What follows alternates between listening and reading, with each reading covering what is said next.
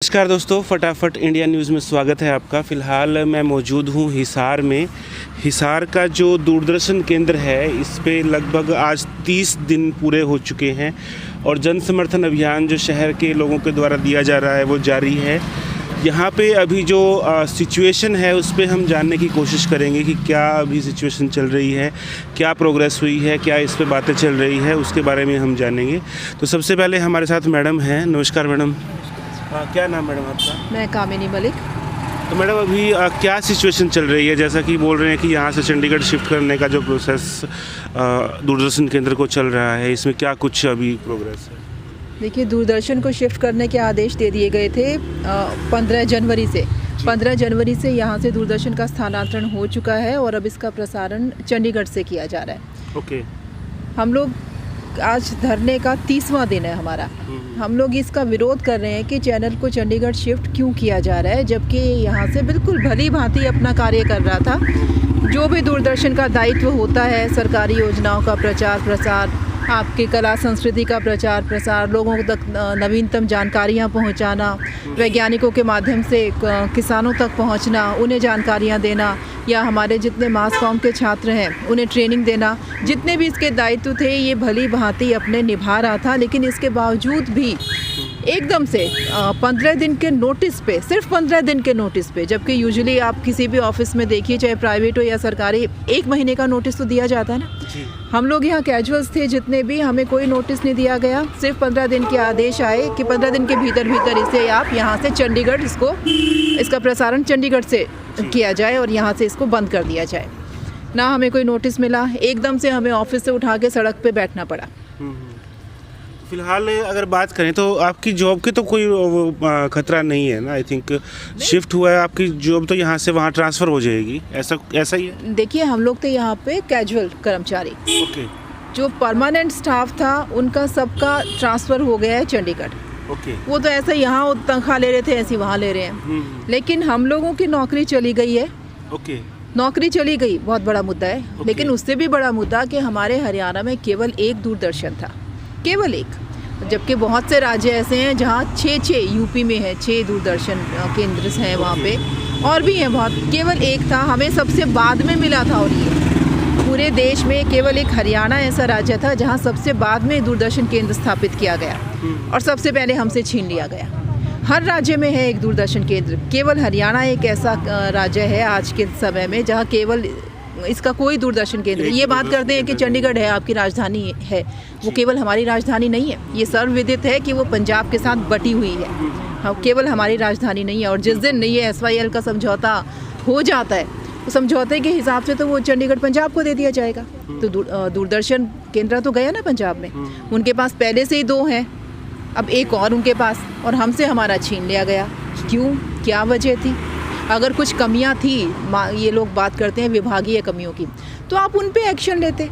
सज़ा उन्हें क्यों दी गई जो इसमें योगदान दे रहे थे? कैजुअल कर्मचारी तो इसमें योगदान दे रहे थे अपना इसको चलाने में, उन्हें सज़ा क्यों मिली इस बात की? हमने ये अपनी ज़मीन दी, दूरदर्शन केंद्र बनाने के लिए दी थी ना।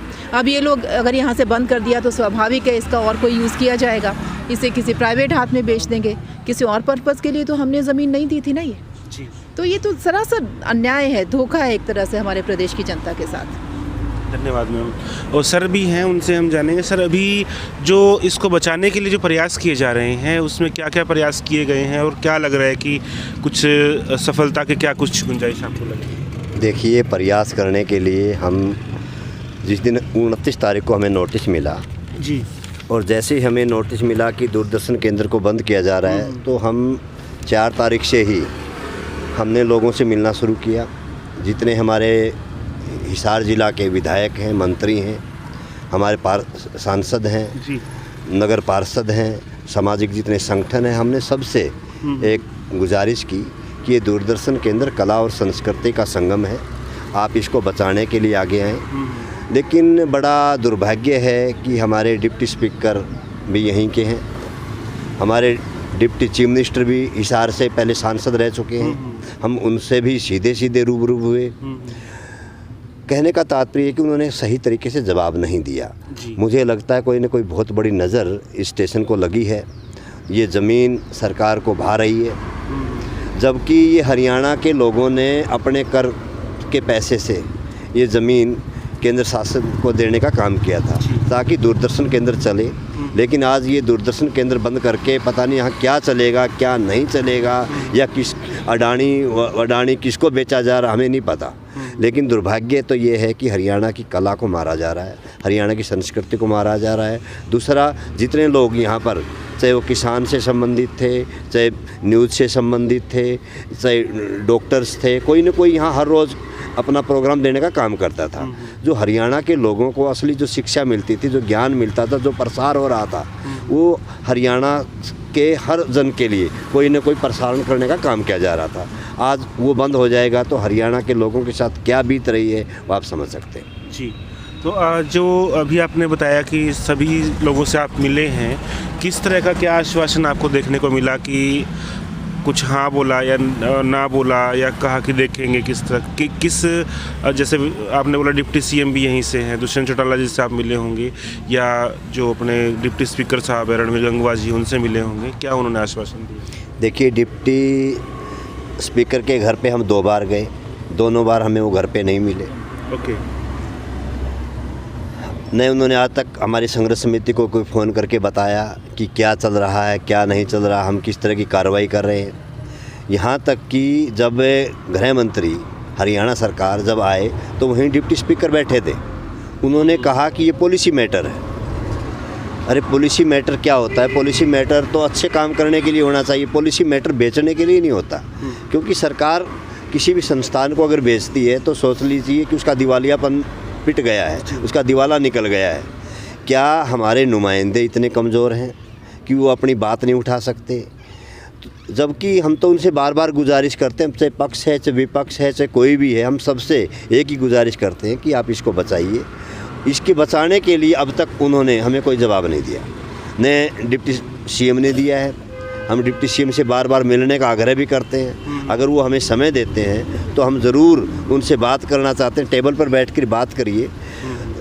अब वो कहते हैं कि विभागीय कुछ कमियां नहीं, विभागीय कमी कौन पूरी करेगा? विभागीय कमी पूरा करने का काम सरकार का होता है, हमारा नहीं है। हम तो यहाँ प्रोग्राम देने वाले लोग थे, हरियाणा की कला को बचाने वाले लोग थे, वो लोग तो अपना सहयोग दे सकते हैं और सहयोग दे रहे हैं। और उसी दर्द के लिए हम यहाँ बैठे हैं कि हमारा ये दूरदर्शन केंद्र नहीं जाना चाहिए, किसी भी कीमत पर नहीं जाना चाहिए, चाहे पक्ष है चाहे विपक्ष है। हम कहते हैं पूरे हरियाणा के नहीं पूरे भारत के लोगों को हम आगा अपील करते हैं कि ये स्टेशन चाहे किसी भी प्रदेश का हो, किसी का भी हो, हर स्टेट का एक अपनी कला संस्कृति होती है, उस कला संस्कृति के लिए बचाने के लिए हर व्यक्ति का योगदान होना चाहिए।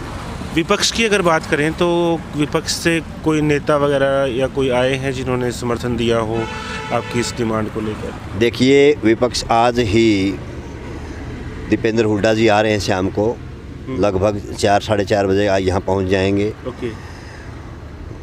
माननीय भूपेंद्र सिंह हुड्डा जी ने भी इसके लिए ट्वीट किया है। विपक्षी पार्टी इनेलो रणदीप सुरजेवाला ने भी किया। कहने का मतलब है हर पार्टी ने करने का काम किया और लगभग पार्टियां सारी यहाँ आ चुकी हैं।